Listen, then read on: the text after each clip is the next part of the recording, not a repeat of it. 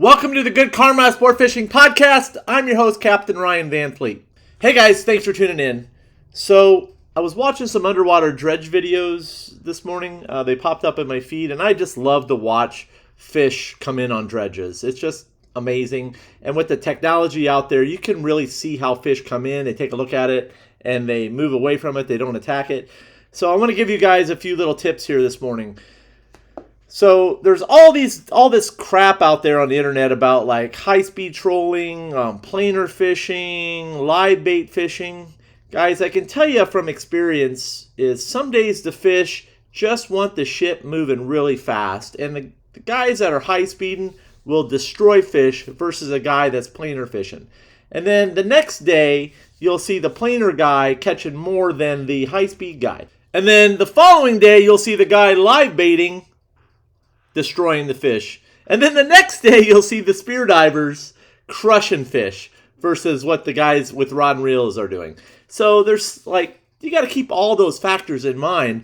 And you just want to hit it when it's like, everybody wants that unicorn day, we call it. I mean, come on, who doesn't? I enjoy those days. I've been very blessed to fish a couple Wahoo unicorn days where I've caught all the Wahoo I've wanted. Those days don't come along much anymore. When they do, you want to be the only boat out there enjoying it because boat pressure does push down fish. Spear divers do spook fish.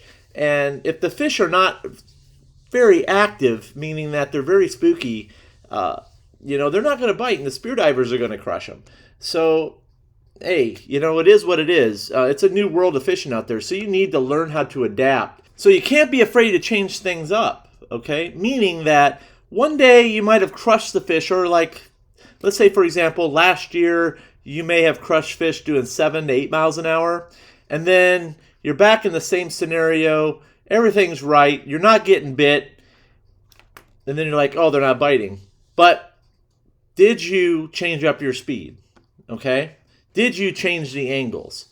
Did you slow down? Are the fish holding deeper in the water column? Are you using teasers to try to bring up fish? These are all questions that you need to ask yourself, okay? Did you do everything possible? Do you have baits in the water that trigger bites? Yes, there are baits that trigger bites. So I'm going to give you this one little tip here, and it's in my new blog, okay?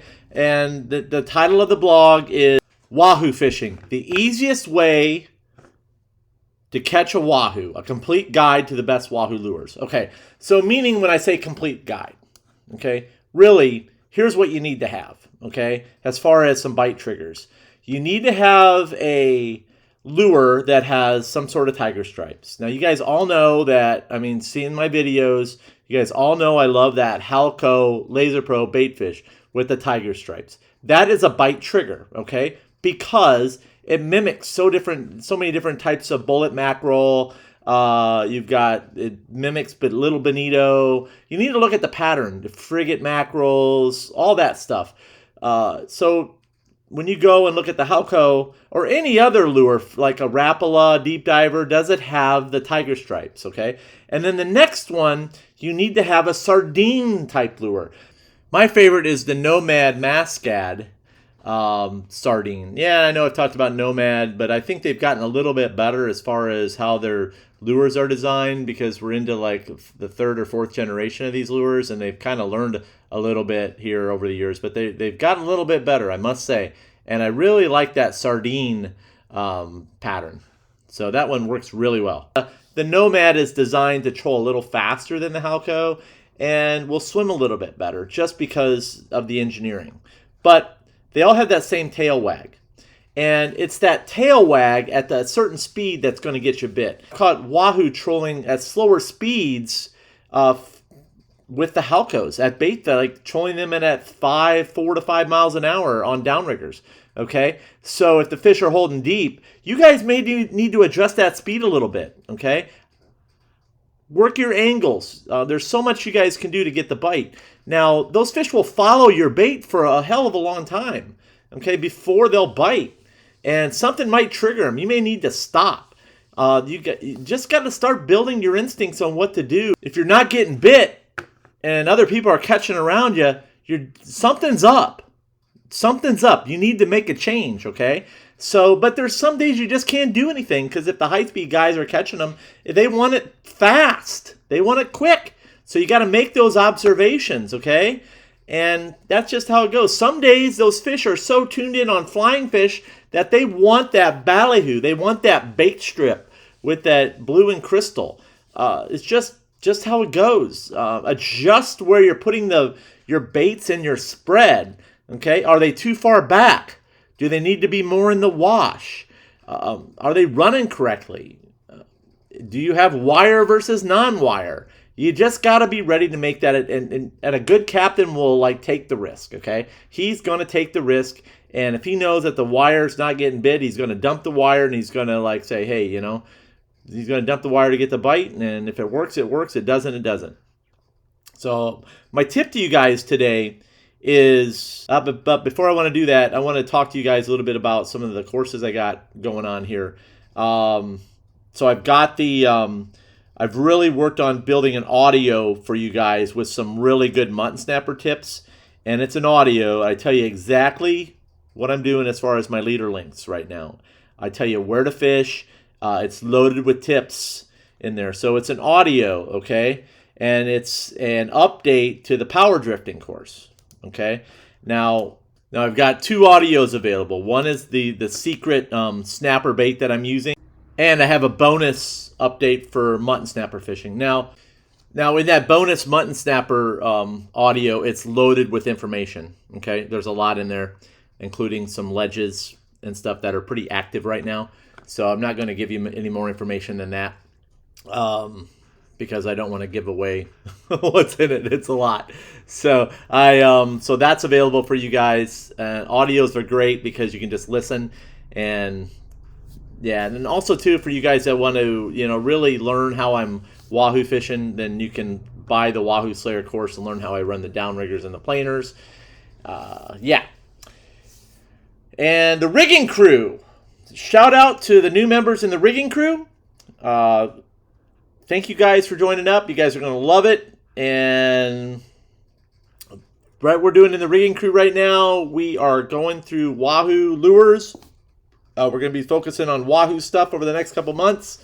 And I'm showing some new, what I call Wahoo caps that I built. And yeah, I've got a lot of good stuff for those guys in the groups. We're going over lures and stuff that's hard to find. I just showed the guys in the group, I just showed the guys how I rigged my ballyhoo that I have not shown and new updates to that. So I am like, starting to put some videos out in the group, and I'm trying to do that more monthly. We're going through flying fish rigs, all these different tips for the guys that that want to learn and get better. And it's awesome. It's awesome to see the acceleration that a lot of guys have just started wahoo fishing a couple years ago, are now performing what takes guys like 8 years to learn. The guys have done it in 3. The guys are getting the bites, and when you're getting a bite, you're doing it right. Okay, if you're not getting a bite, you're not doing it right. So there's days when you should be getting the bites and all the other guys are catching fish and you're not. There's a reason why. So that's why what I'm working on helping the guys through is getting them more bites, which capitalize into more fish, because I do believe in consistency. That means catching wahoo, mutton snapper, and grouper all throughout all the moons and tides, and not just when it's good, when everybody else is catching them and wanting to look like a hero. I want the guys in the group to learn that you can catch these fish throughout all the tides, throughout in all the conditions. I showed you guys how many wahoo that we caught in dirty green water in September when nobody else out there in the weeds. So, just saying, we destroyed them in the month of September. So in early October, green water, nobody's out there, crappy weather, we caught them. I had 3 days when I didn't catch them, and that was because we had the hurricane and the water was fucked up. So there you go. That's what I'm teaching the guys in the group, how to catch them consistently. If you want to get in on the group, it's a long-term commitment. It's $49 a month, and I'd love to talk to you and see if that's something that you're interested in doing. So. All right, back to the wahoo tip here for you guys. So I want you guys to know that there's bite triggers. Okay, what triggers a bite? So for all you guys that are not into high-speed fishing, into planer fishing with the bait strips and stuff, so a couple things you guys can do is that they don't always bite on strip baits. You need to get a plug down there and run it side by side with your manual planers. And the plugs that I recommend are in my blog, okay? That's in the best Wahoo trolling lure. Now, I recommend the Nomad Wahoo trolling lure, the one with the sardine color, because the black dots along that lure is a bite trigger. It triggers them to bite, okay? Don't ask me why. It's out on the East Coast. I'm sorry, it's on the West Coast as well. It gets them to eat, okay? And then on other days, I see the fish eating the tiger stripes, okay? Now, tiger stripe lures. So those are the two I would recommend. You want a lure with with really good tiger stripes, and you want a lure with the black sardine like dots along the side. Okay, those are bite triggers. Okay, those are things that trigger fish to eat. Okay, that's it. So I do recommend that if you are into like the slower speed trolling or in the fast, like using the Marauders or the Yozuri Bonitos. I was watching a video where I seen this guy trolling a Yozuri Bonito, and the Wahoo would come in and look at it and they turn away. Why are they turning away? I don't know. Something was spooking them. I don't know. Maybe it was the camera that he had. But they come in, take a look at it, they take a swipe, and then they leave. But there are days, man, where those fish just don't want to eat. But you got them to come up and look.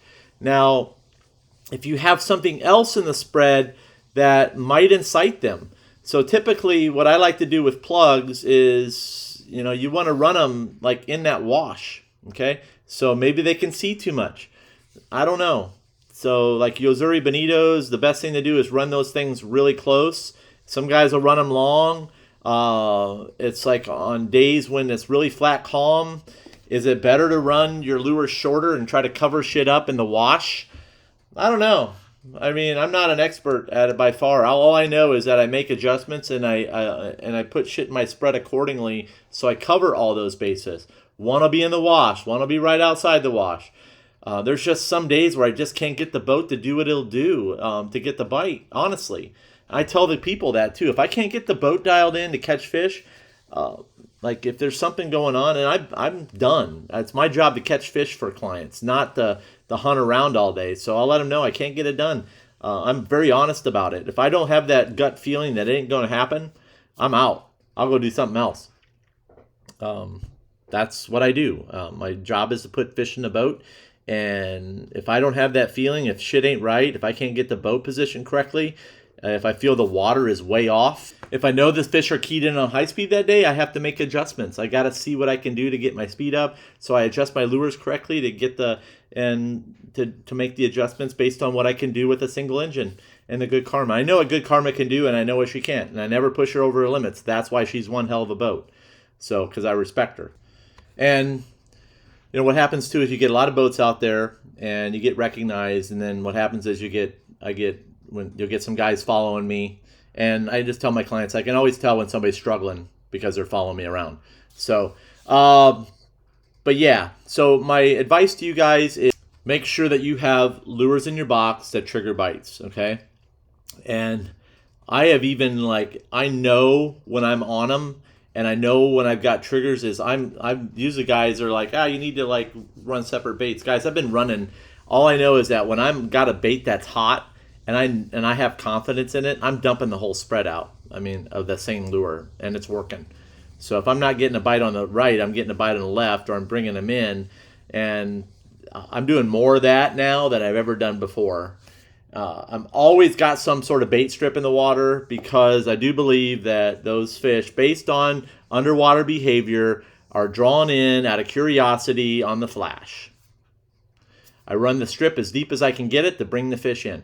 That's why I love the bait strip. Some days they eat them and some days they don't, but I've seen the correlation to where I'll pull the bait strip out of the water some days, and I'll put if I'm running a 3-rod spread and one is a bait strip, and I pull it out, I put the other, and then all of a sudden the bites stop. I put the bait strip back in, I get the bites. So there you go. just a few tips. Don't be afraid to change things up. And if you're with somebody that's not changing things up, you gotta suck it up, man, and enjoy the ride. Hopefully you brought your own tunes. That's all I got for today, guys. Thanks for tuning in. Hope everybody got through the storm up on the East Coast all right, and the flooding wasn't too bad. And look forward to fishing with my clients here within the next few weeks that got me out for this November. Also, too, if you're looking to book a charter for December, please book ahead, okay? I'm booking up very quickly. Now, all my charters, I'm going to give you guys a little scenario right now. On my charters, and right now, if the conditions are right and the clients are okay with it, then we'll do some Wahoo fishing. Clients must commit to at least 3 to 4 hours of Wahoo fishing, because that's what it takes sometimes. And then we're doing some bottom fishing and stuff like I usually do. I enjoy bottom fishing this time of year because you can catch some really tasty stuff down there. I'm always looking for the biggest and baddest bottom fish I can find, and I'm always looking to catch them consistently in all sorts of conditions. That's all I got. Thanks for tuning in, guys. And remember, anytime you're fishing, it's all good.